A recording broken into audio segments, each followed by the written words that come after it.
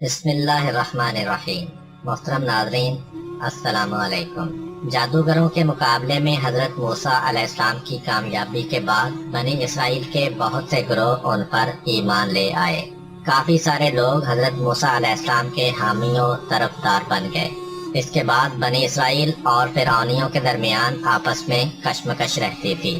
فرعونی ہمیشہ بنی اسرائیل پر ظلم و ستم کرتے رہتے۔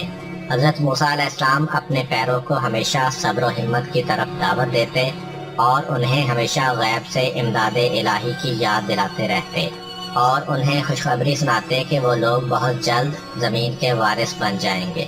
فرعونیوں پر مختلف قسم کی پے در پے نازل ہونے والی بلاؤں اور ان کی آزمائش کی 7 قسمیں تھیں، جن کا تذکرہ سورہ اعراف کی آیت نمبر 130 اور 133 میں یوں ملتا ہے: اور ہم نے فرعونیوں کو قحط اور پھلوں کی پیداوار کی کمی میں گرفتار کیا، شاید وہ نصیحت حاصل کریں۔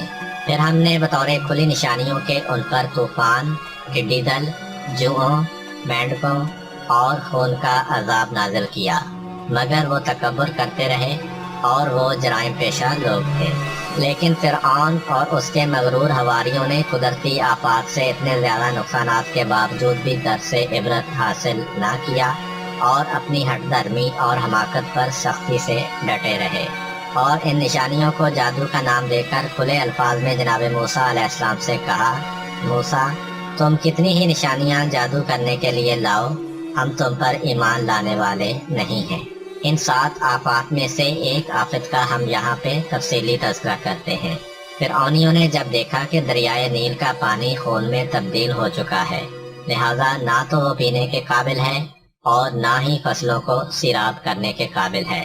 یہ پانی معجزانہ طور پر صرف اور صرف فرعونیوں کے لیے ایسا تھا، ورنہ حضرت موسیٰ علیہ السلام اور ان کے ایمان لانے والوں کے لیے انتہائی ٹھنڈا، میٹھا اور خوشگوار تھا۔ ایک دن ایک قبطی یعنی فرعونی پیاس کا مارا ہوا ایک سبطی یعنی حضرت موسیٰ علیہ السلام کے پیروں کے پاس آ کر کہنے لگا: میں تمہارے دوستوں اور رشتہ داروں سے ہوں، آج کسی کام سے تمہارے پاس آیا ہوں۔ موسیٰ علیہ السلام نے دریائے نیل کو جادو کے ذریعے خون میں تبدیل کر دیا ہے، لیکن وہی پانی سبطیوں کے لیے خوشگوار و خوش ذائقہ ہے۔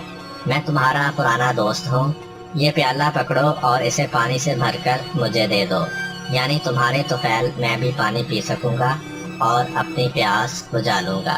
سبطی نے اسے ہاں میں جواب دیا، پیالہ لیا اور اسے دریائے نیل سے بھرا، اس سے آدھا خود پیا اور قبطی کو دیتے ہوئے کہا: یہ پانی صاف ہے، اسے پی لو۔ لیکن جو ہی پیالہ اس کے ہاتھ میں گیا، اس کا پانی خون میں تبدیل ہو گیا۔ قبطی نے جب یہ صورتحال دیکھی تو غصے سے آگ بگولا ہو گیا۔ کچھ دیر کے بعد جب اس کا غصہ ٹھنڈا ہو گیا تو اس نے سبطی سے کہا: میں اس بدبختی سے کیسے نجات حاصل کر سکتا ہوں؟ سبطی نے کہا: فرعون کی پیروی کرنا چھوڑ کر موسیٰ علیہ السلام کی صف میں آ جاؤ۔ قبطی نے کہا: میرے اندر یہ صلاحیت نہیں ہے، تم میرے لیے دعا کرو کہ مجھے بھی ایسی توفیق حاصل ہو جائے۔ سبطی نے اس کے لیے بہت دعائیں کی، آخرکار اس کی دعا قبول ہوئی اور قبطی حضرت موسیٰ علیہ السلام پر ایمان لے آیا۔ جب وہ ایمان لا چکا تو اس کے بعد وہی پانی اس کے لیے ٹھنڈا اور خوشگوار ہو گیا۔ اس نے پانی پیا اور کہا: چونکہ میں نے انسانوں کے خریدار خدا کا عطا شدہ شربت پیا ہے، لہذا قیامت تک تشنا نہیں ہوں گا۔ خدا کی جانب سے میرے اندر مانوی چشمہ جاری ہوا ہے، بس اس کے بعد مادی پانی کی میرے لیے کوئی اہمیت نہیں ہے۔